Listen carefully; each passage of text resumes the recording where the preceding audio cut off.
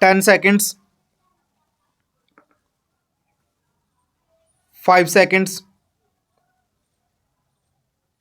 Ready, start. One of the sad issues raised by the senior advocate concerns the competence of the High Court to assume jurisdiction under Order 41 Rule 33 CPC when disqualification petitions were pending before the Speaker and were yet to be disposed of. Stop.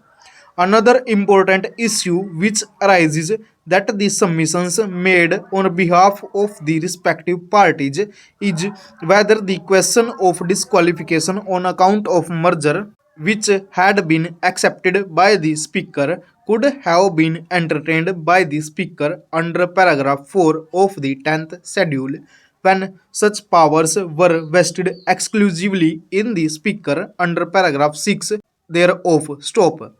Relying on the earlier decisions of this court, the learned single judge came to the conclusion that while passing an order under paragraph 4 of the 10th schedule to the constitution, the speaker does not act as semi judicial authority and that such order would necessarily be subject to adjudication under paragraph 6. Stop. Accordingly, the main challenge to the impugned decision of the division bench of the Punjab and Haryana High Court is with regard to the competence of the Speaker of the Assembly to decide the question of disqualification of the members of the Haryana Janhit Congress Party on their joining the Indian National Congress Party on the basis of the letters written by the 5 members of the former legislature party. Stop. Next para.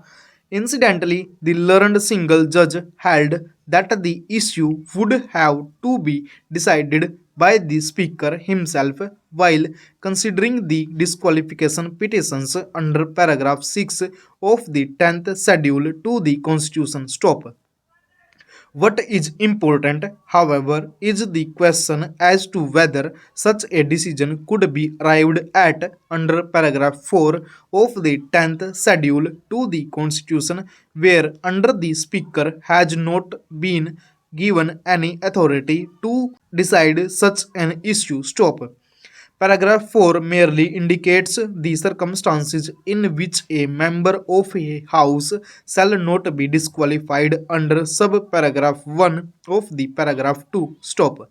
One of the circumstances indicated is where the original political party merges with another political party and the member claims that he and any other member of his original political party have become members of such other political party, or as the case may be, of a new political party formed by such merger. Stop.